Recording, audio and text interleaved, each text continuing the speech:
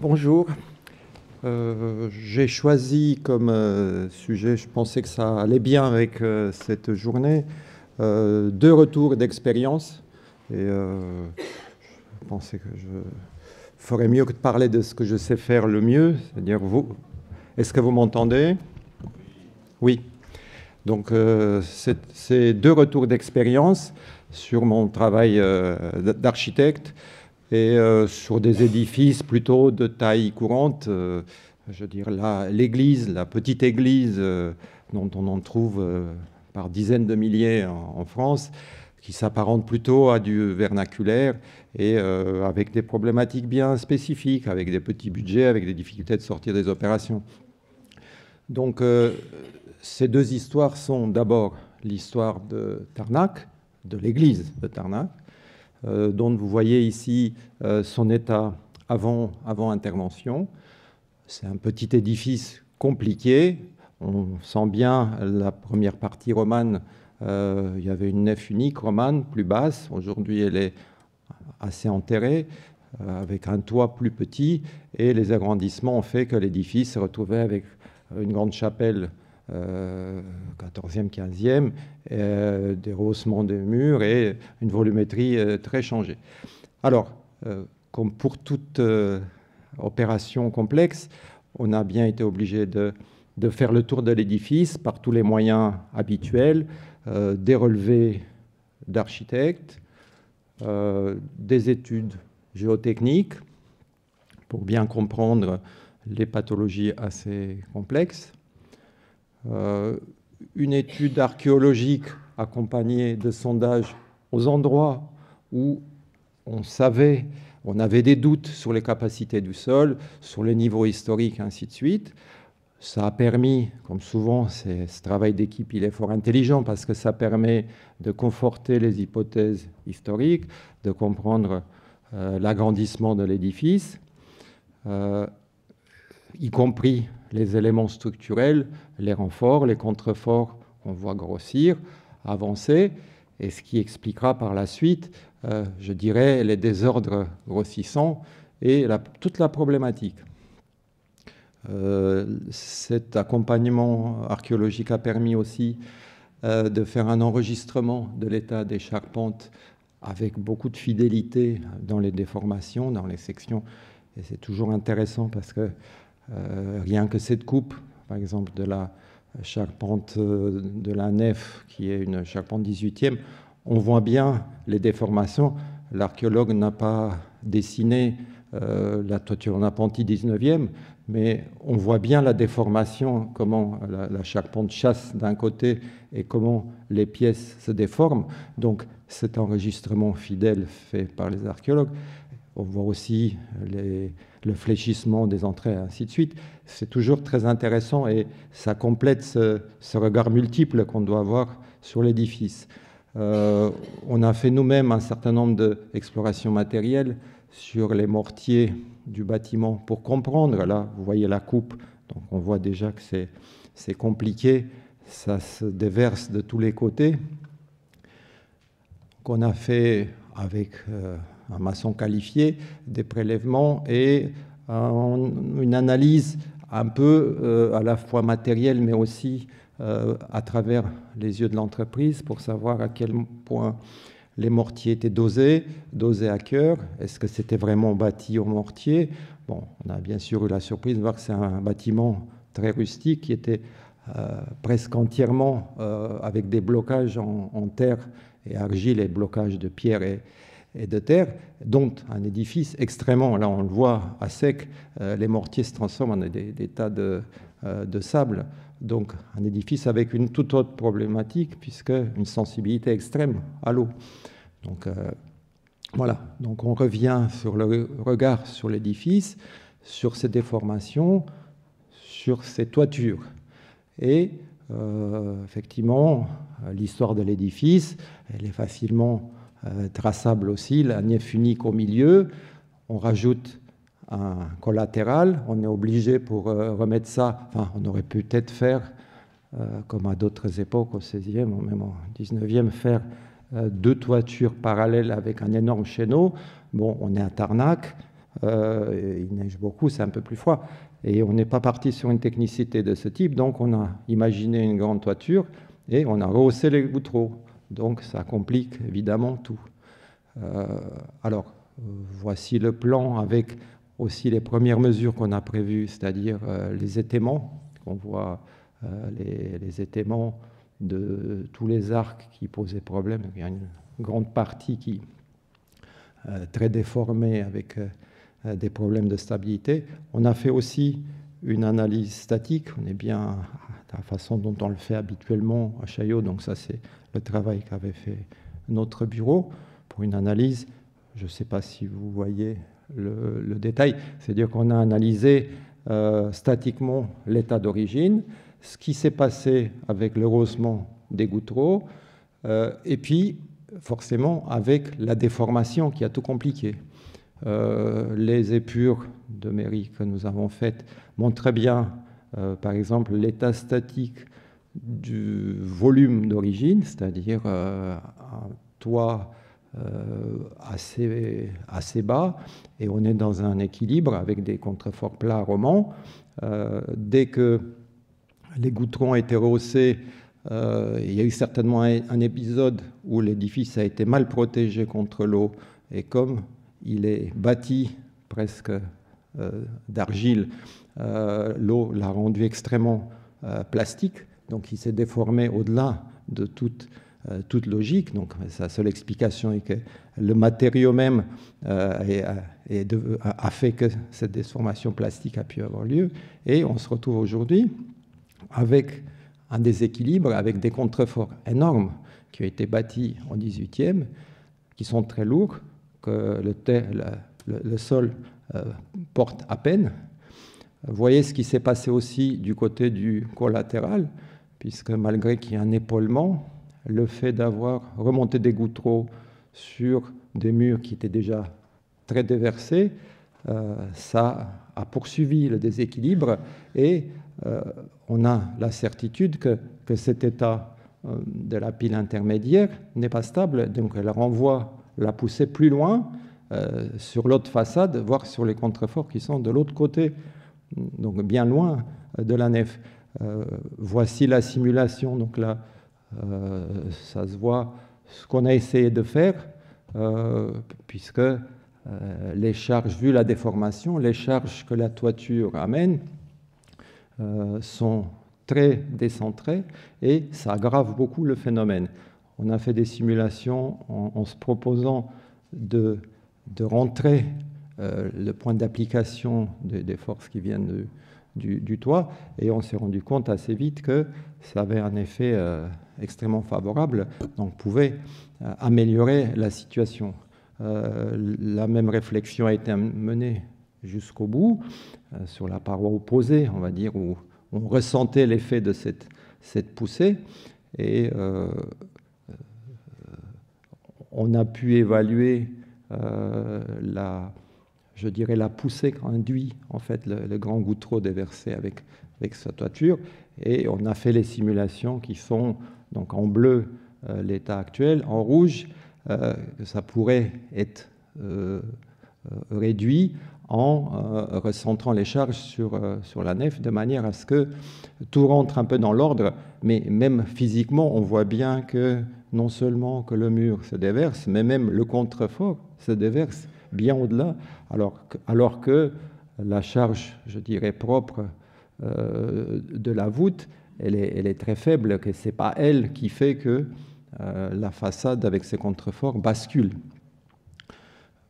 Voilà, ça c'était les principes pour montrer comment on a évalué nos descentes de charge.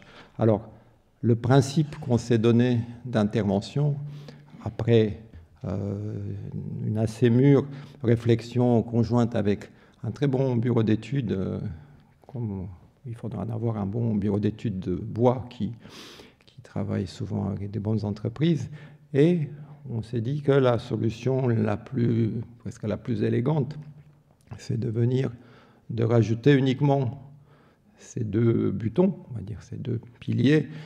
Au départ, le bureau d'études aurait voulu mettre du métal, mais j'ai fini par le convaincre par mettre également du bois, et en fait, c'est la seule modification qu'on a apportée au dispositif des toitures d'origine, ça sera ce décalage, puisqu'en fait, tout est là. Ça tombait bien puisque l'épure de la charpente avait une relative faiblesse avec ces jambettes qui transmettaient quand même des poussées, des charges un peu dans le vide, un peu en cisaillant l'entrée, en le fléchissant. Et puis, on avait tout intérêt de recentrer les charges et de faire en sorte à ce qu'on rééquilibre la structure par ce simple moyen. Évidemment, pour faire ça, il faut bien rectifier, consolider la cohérence, redonner de la cohérence aux maçonneries, aux voûtes et à ces remblais sur lesquels on s'est appuyé de manière repartie, mais il fallait quand même que tout le reste soit remis en ordre, y compris l'état des contreforts. Donc vous avez les différentes sections qui montrent à différents endroits comment ça se comporte, la mise en place des cintres et d'un parapluie, parce que ce travail qu'on avait imaginé, ça a demandé une dépose complète de la charpente par partie, et puis une remise en place avec rectification des dévers, greffe et un certain nombre d'améliorations, mais minimes, restant tout sur le principe d'une charpente bois, chevillé bois, et sans aucun autre type d'intervention, je dirais, de technologie plus récente. Donc, vous voyez la mise en place des cintres. Et sur plan, on voit la présence de ces butons. Donc, notre intervention, ça a été de créer cette rangée de butons verticaux et, évidemment, de constituer, en quelque sorte, une semelle cohérente qui est en fait une stabilisation du remblai. Alors, le bureau d'études d'Emery à Limoges a fait un accompagnement sur tout, y compris sur les étaiements, y compris sur les cintres qui ont été mis en place. Il a fait aussi toutes ces vérifications des charpentes avant et après mise en place des dispositifs. Donc c'est un travail très, très abouti qu'il a livré sur ce chantier. Et puis, après, la réalisation, effectivement, presque plus important que le bureau d'études, ça a été l'entreprise. Parce que pour ce type de travail, il faut avoir une bonne entreprise qui maîtrise les techniques artisanales, qui a un bon ressenti de la charpente. On n'a pas voulu tout démonter de manière à ce qu'on ait toujours le témoin précis de comment c'était mis en place et d'avoir à côté la référence. Donc on a démonté par partie, redressé, remis en place, avec beaucoup de maquettes, beaucoup de tracés, parfois ça se voit sur les photos, et avec l'utilisation, on va dire, modérée d'outils modernes, plutôt pour soulager l'entreprise, ne pas le livrer à des tâches trop pénibles, mais on a fait, je dirais que le plus compliqué, ça a été de prendre chaque pièce, la lever, la sortir et ensuite la ramener et la réassembler de manière à ce qu'on maîtrise aussi l'état des assemblages et qu'on ait un contrôle sur la géométrie d'ensemble. Donc là, vous voyez un certain nombre de maquettes qui sont faites là parce que cet appentis, bon, c'est quelque chose qu'on ne pouvait pas modifier, ça faisait aussi partie de l'histoire de l'édifice, parce que sinon, ça aurait voulu dire de modifier, on aurait pu retirer le collatéral, enlever les gouttereaux, descendre la charpente 18e, non, c'est pas possible. Donc, il fallait bien rester dans cette géométrie et faire en sorte à ce que cet appentis qui appuie quand même de manière assez déséquilibrée uniquement sur un versant et qui crée forcément une déformation asymétrique sur cette charpente qui, elle, à l'origine, a été conçue comme une charpente 18e, symétrique et assez élégante, assez légère, et on a créé un système d'appentis sur le même principe de chevron portant ferme, c'est-à-dire qu'à chaque chevron de la charpente 18e, on a rajouté, bon là vous avez la maquette sur laquelle il y a eu quelques retouches avant de la réaliser, on a voulu vérifier que tout fonctionne, donc on a fait comme si on avait une charpente de chevron qui correspondait strictement à chaque ferme de chevron de la charpente 18e. donc quelques images du travail qui a été fait. Le façonnage des bois, bien sûr que souvent on est parti de sections équarries, mais pas toujours, parce que les chevaux sont très longs. C'est irrationnel de les couper sur une section rectangulaire constante, donc il faut quand même gagner, enfin, utiliser le bois sur la longueur, même si les sections diminuent. Et puis un travail sur le parement qui a été fait souvent à la plane, parce que l'entreprise maîtrisait bien ces techniques pour donner ce côté finiment. On a démonté entièrement, bon, c'est des choses qui sont un peu connexes, les contreforts, puisqu'ils étaient trop lourds, trop massifs, et on les a remontés avec un blocage allégé constitué en grande partie de puzzolane et un certain nombre de chaînages pour avoir la même inertie structurelle, mais je dirais allégé à presque de moitié le poids de ces contreforts qui sinon, doucement, ils s'enfonçaient dans le terrain. Et ça, c'est, je dirais, le moment que j'attendais la mise en place de ces butons, et qui était un moment, enfin on a beaucoup discuté parce qu'il ne fallait pas le faire trop tôt, il ne fallait pas le faire trop tard, il fallait attendre que la charpente soit montée, on la laisse un peu s'asseoir sur les maçonneries, se mettre elle-même en charge.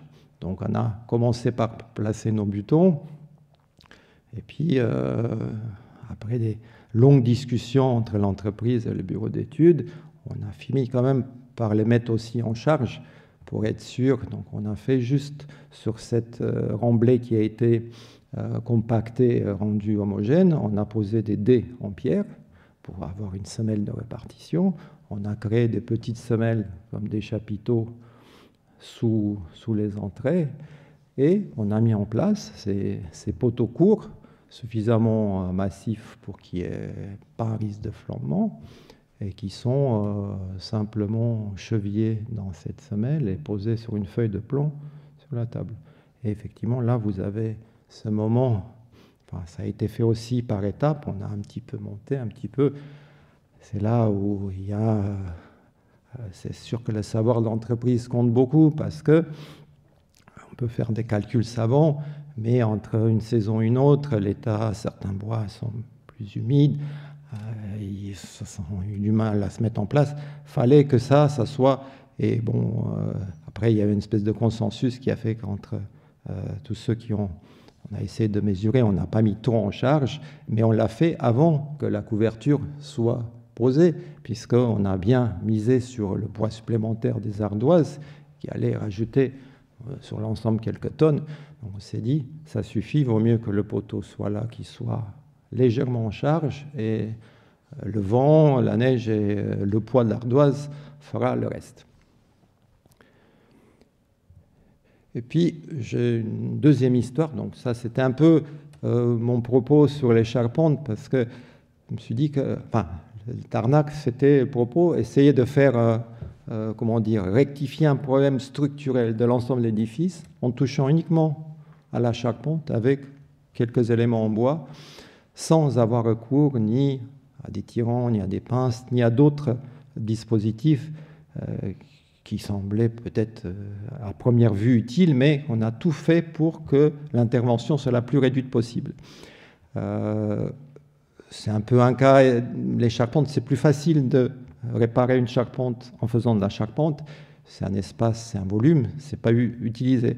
L'autre exemple, c'est le doyenné de Brioude. C'est un bâtiment du XIIIe siècle avec des plafonds décorés exceptionnels. Celui-ci, c'est un célèbre plafond du XIIIe siècle, entièrement décoré et peint, mais un contexte extrêmement difficile, puisque l'opération a mis beaucoup d'années à sortir, parce que ce plancher historique placé au milieu d'un bâtiment dont certaines élévations datent du XIIIe siècle, il n'y avait aucune protection sur le bâtiment à part le plafond lui-même.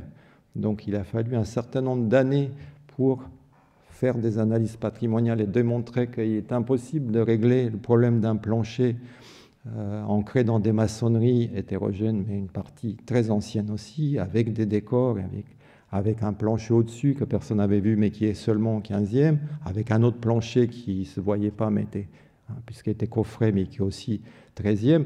Donc on a réussi, ça a pris presque une dizaine d'années pour que l'édifice soit inscrit en totalité, pour pouvoir y travailler et faire quelque chose de correctement, et trouver un usage. Et l'usage qui a été souhaité, c'est le chantier en cours aujourd'hui, c'est un musée d'art moderne et contemporain, et enfin, ça a permis forcément de pouvoir travailler. Alors ça induit bien sûr une contrainte énorme, puisque c'est un bâtiment public, et donc je choisis cet exemple parce que c'est un bâtiment avec un usage modifié, avec accueil du public, et on a des planchers et plafonds qui sont 13e, 15e, 17e et 18e. Et qu'il fallait faire en sorte à ce qu'on ne soit pas obligé de remplacer des bois, ni les déposer, ni de faire des renforts qui soient trop traumatisants. Donc là, difficile à concilier tout ça. Donc le plafond 13e, il se trouve ici. Celui-là, il est 13e également. Le plafond 15e est là. Je montre quelques images. Le plafond 13e avait déjà été consolidé dans les années 70-80 avec une ossature métallique qui est noyée dans cet espace qui se voit. Après des longues discussions, la DRAC ne nous a pas autorisé de retirer ce dispositif, ce qui impliquait qu'on n'ait pas pu retrouver le niveau historique de la salle au-dessus, qui, elle, la salle d'origine était 13e, elle allait plus haut, mais dans la mesure où elle comportait un plafond tout aussi exceptionnel 15e, elle se retrouvait non seulement déjà réduite de ses proportions d'origine, mais aussi diminuée d'une marge supplémentaire, parce que dans la mesure où on n'a pas pu retirer cette ossature métallique qui suspendait le plafond, on se retrouve avec un volume qui est perdu à ces endroits. Quelques images du plafond, parce que c'était quand même le cœur de l'opération, même si parfois le maître d'ouvrage semblait l'oublier jusqu'au bout.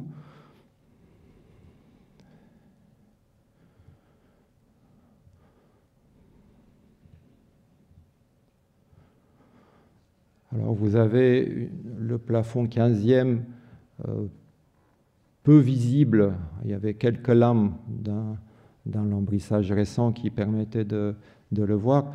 On avait fait quand même des bonnes investigations il y a une bonne quinzaine d'années aussi, avec des peintres restaurateurs qui ont eu l'œil et qui ont bien vu que ce plafond comportait des couvre-joints décorés, que c'était un système. Donc bon, je remonte cette image que mes élèves de cours doivent la reconnaître. C'est un système relativement sophistiqué qu'on ne voit pas souvent, mais on le retrouve quand même sur une bonne moitié de la France. C'est un dispositif plutôt méridional, où les couvre-joints sont entaillés dans les solives et que le plafond peint, il est posé d'abord en présentation. Il y a un traçage qui se fait, ensuite il est retiré et on procède à l'entaille des couvre-joints, dont la position, elle est unique, elle est dictée par la géométrie aléatoire des planches qui vont venir se poser dessus. Et justement, à Brioude, on a une salle entière, sauf quelques parties qui ont été arrachées de manière inconsciente à un moment relativement récent. On se retrouve avec un dispositif tout aussi savant, tout aussi intéressant, et avec des plafonds décorés du XVe siècle. Alors, comment faire pour arriver? Alors, je vous montre, c'est un peu brut, puisque c'est les détails techniques qu'a donné le bureau d'études, pour qu'aucune pièce en bois parte de son emplacement, qui garde ses déformations, et qu'on puisse faire des salles de musée au-dessus. Le système qui m'a paru le moins traumatisant, c'était d'imaginer un système de connecteurs qui soit plutôt vissé et non pas collé ou scellé, même si le degré de réversibilité on s'entend bien, il est difficile à défendre, puisque même si c'est simplement vissé, le jour où on retirera ces connecteurs qui sont assez nombreux, on va se retrouver avec une série de trous dans ces poutres historiques. Le grand avantage de ce dispositif, c'est que ça permet de conserver les entrevous, de conserver la flèche. Bien sûr qu'il faut, par-dessus ces poutres très fléchies, faire des calages qui soient des calages avec des fourrures en épure qui épousent la géométrie de ces solives. Donc l'ingénieur a proposé pour chaque type de plafond, ça c'est le plafond 17e, ce même type de dispositif avec des tables de compression qui sont aussi en béton pour arriver à avoir une rigidité. L'édifice avait d'autres difficultés puisque le plan de l'édifice, c'est un édifice qui est bâti contre un fragment de rempart du XIIIe siècle qui, lui, il a tendance à se décoller. Il y a des mouvements assez importants qui ont fait aussi que le plafond d'origine s'est beaucoup tassé dans cette partie. Et il y a un étirement parce qu'il y a une partie du mur qui part par là et une autre qui se déverse côté rue. Donc cette solution de passer des tables de compression à deux niveaux différents, c'était aussi pour éviter d'avoir à faire des chaînages ou d'autres dispositifs. Donc ces grandes tables de compression encastrées dans les murs ont permis de relier le bâtiment et lui donner une cohésion. Alors, c'est sûr que la discussion la plus délicate qu'on a dû porter, c'était avec le maître d'ouvrage, avec le bureau de contrôle, par rapport à la charge admissible de ces planchers. Et là, nous avons défendu le non-respect des normes, puisqu'on a considéré qu'on ne touchait pas à la disposition des planchers anciens du point de vue structurel, qu'il n'y avait aucune raison d'imposer une charge de 400 kg ou 450. On est plutôt à des charges réelles. Donc on a fait un calcul au réel du poids de l'usage et des personnes qui seraient amenées, puisqu'il y a dans les étages, on est limité à 50 personnes, le bâtiment on a réussi à le limiter à 100 personnes pour sa totalité, et avec le nombre d'unités de passage et le nombre de personnes admissibles par salle, on a limité entre 200, suivant les salles, et 200 et 250 kg la charge utile par ce type de plancher, ce qui nous a permis de sauver pour avoir des dalles de compression qui, l'épaisseur minimum, on peut même mettre du 6 cm, on peut mettre du 8 pour ne pas arriver à 15, pour ne pas alourdir, parce que ce n'est pas la peine de conserver un solivage ancien pour mettre une dalle épaisse en béton.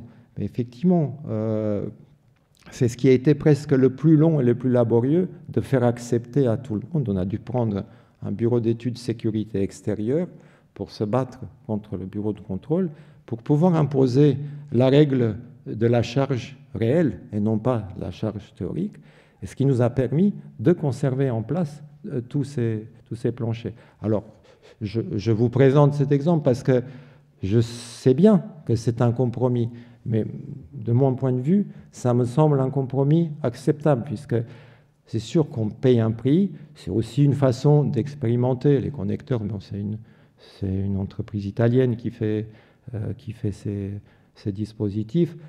C'est ingénieux, ça reste très technique, si on veut, et basique, mais ça a aussi l'avantage de pouvoir conserver sans avoir à démonter, à bouger, parce que ces systèmes si sophistiqués de comment faire si on commence à démonter ces couvre-joints, ces entrevous, c'est déjà en soi un dégât. Donc le principe de pouvoir visser un certain nombre de connecteurs et ensuite isoler sur les entrevous, faire les protections pour qu'il n'y ait rien qui coule entre ces éléments, c'est sûr que la mise en œuvre d'une dalle humide en béton par-dessus des plafonds, ce n'est pas une mince affaire.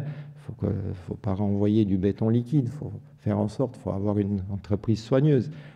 Ça s'est fait et ça a fonctionné. Voilà, c'était ces deux histoires que je voulais vous montrer et je suis à votre disposition pour en débattre peut-être plus tard. Merci.